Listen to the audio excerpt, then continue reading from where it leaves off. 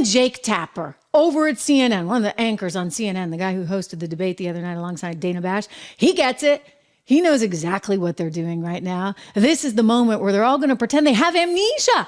Oh, it was just a bad night. I mean, he's fine. He's fine. And hey, it's good versus bad anyway. And Trump's evil and Biden's great.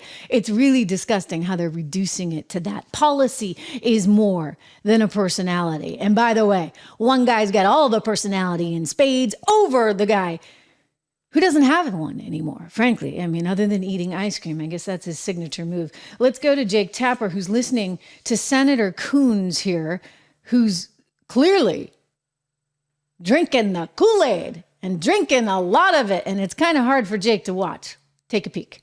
The core question is, because you reject the notion that there's actually anything going on beyond just a bad night or a bad moment here or there, let me just ask you, do you truly think that President Biden is the strongest candidate to take on Donald Trump in November?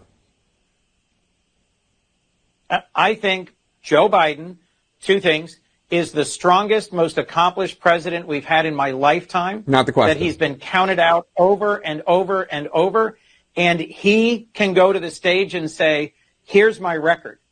I, in my speech at the inauguration, said I would bring Congress together and we would address infrastructure and manufacturing, and we would reduce prescription drug prices, and we would invest in restoring our competitiveness as a country, and I would bring us out of the pandemic, and I would address the challenges that I inherited from Donald Trump, and he's done a magnificent job.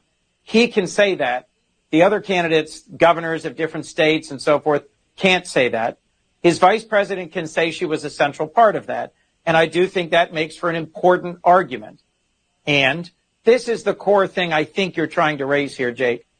He needs to reassure folks with repeat performances in public that he is up to this task and address the core question you're asking me.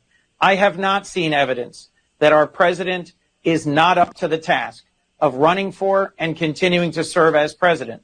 So that's something that is up to our president to prove to the public in the coming weeks. And I'm accepting that as an open question and a challenge. But I do think he has the strongest record in his first 3 years that any of us could imagine. Just last month, our economy created more jobs, in no small part because of President Biden's leadership, than it did in the whole 4 years that Donald Trump was president.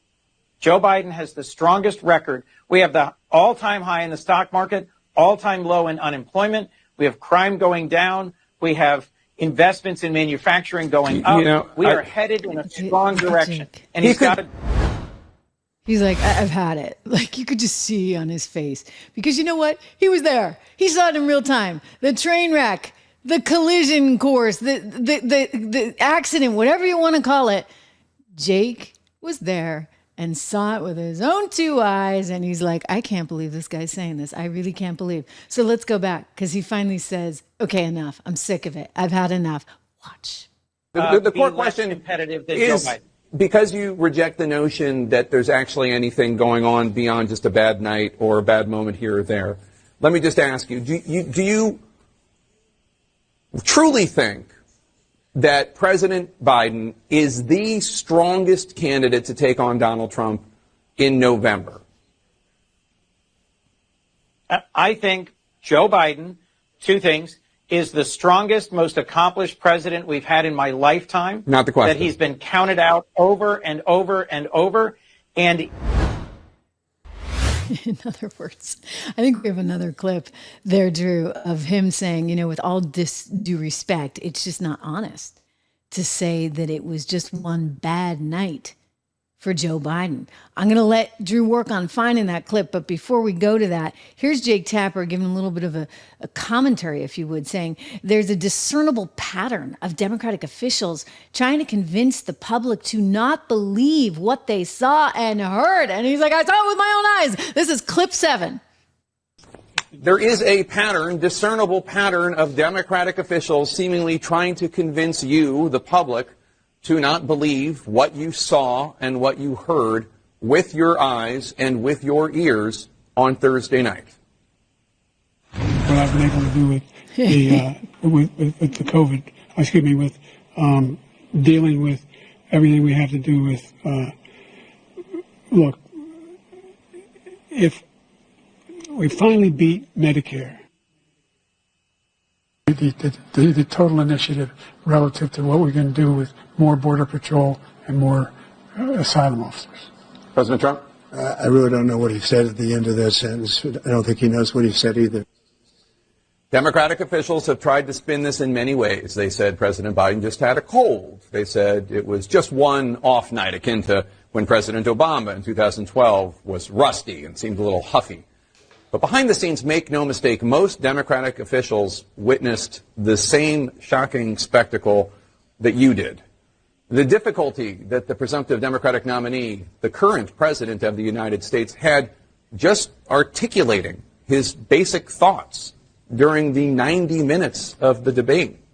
The spinning is all very reminiscent of the George Orwell quote from the book 1984 that I invoked 5 years ago for a different situation and a different president. It's relevant again today. Quote, "The party told you to reject the evidence of your eyes and ears. It was their final, most essential command." We're not going to do that today on The Lead. We're going to talk honestly and frankly about all of this with a number of individuals who see it for what it is. We're going to talk to some journalists and some Democrats, none of whom...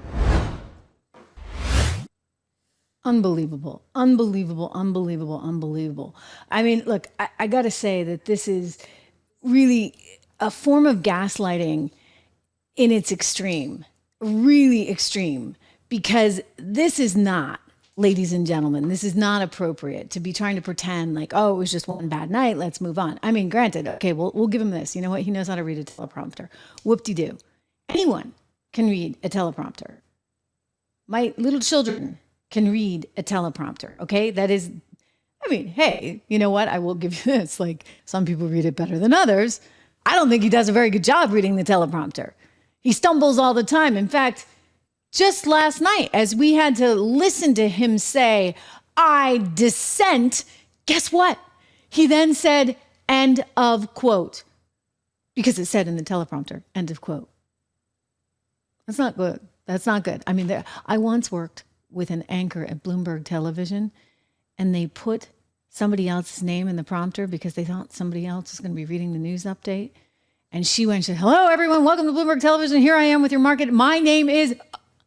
And she literally said her name was something else entirely. The other person that was supposed to be reading it. In other words, not everybody is all switched on, right? Biden's not switched on. So if they said, "Hello, my name is Kamala Harris" in the teleprompter, Joe Biden would read it. So yes, he can read a teleprompter, sort of, maybe, kind of. But he can't actually think on his feet. And let me ask you this. When you're sitting down to meet with Vladimir Putin, aren't you required to be able to think on your feet? A little? I mean, when you're meeting with world leaders, when you're making decisions about whether or not to send that aid to Ukraine, you got to think on your feet, don't you, Joe? And yet they want to gaslight you and say, "Oh, nothing to see here, nothing to see here." Like this Senator Coons, who dared to sit there and say, as he did, that it was just a bad night, but that he has not seen evidence that Biden can't live up to the task of running the country. To which Jake Tapper responded, with all due respect, "It is just not honest to say it was one bad night for Biden." It was not. And you know what? The media's got to hold these people accountable. That's what we're doing here every single day on this show. So make sure you subscribe, make sure you like. I got a lot more to get to, including Bannon taking on Fox News, including a stunning new poll out that really has the Democrats in total panic mode. But before I do, you know what? If you're worried about everything that's going on, you're worried about all this money printing that they're doing, We're going to talk about it today because Jerome Powell's kind of indicated that the spigot is going to continue being open and that you just got to get used to higher rates for now. Well, that tells you that the dollar is suffering. The dollar, maybe not vis-a-vis the euro right now because the euro is even more messed up, but long term, the dollar is still suffering. And you know what? It's costing more and more and more and more dollars. So unless you're ready to move to Europe, guess what? If you're going to stay here in the United States of America and you want to retire someday, you're going to have to need more dollars to do it, which is why I keep saying you got to diversify. And one of the ways you can diversify is to look into different holdings, including perhaps gold. Gold is one of those diversification tools I use in my own life, by the way, in order to make sure that I'm able to even out things, the fluctuations in one's portfolio, and hopefully weather any kind of impending storm. It's one of the reasons I do think you've seen gold move higher in recent months because people recognize that we got problems up ahead. If you're interested in investing in gold, I want you to go check out my friends over at Trish Loves Gold. It's American Heart for Gold, and they have a terrific promo right now, up to $15,000 in free silver. Amazing, right? That's one of the reasons I wanted to tell you about it. Plus, they're a great sponsor here on the show. So we love them for that. And yes, I love gold. TrishLovesGold.com. Get up to $15,000 worth of free silver. Call 1-844-495-1115 or text Trish, my name, my first name, Trish, to 65532. Just text Trish to 65532. I'll put all the information in the show notes for you as well.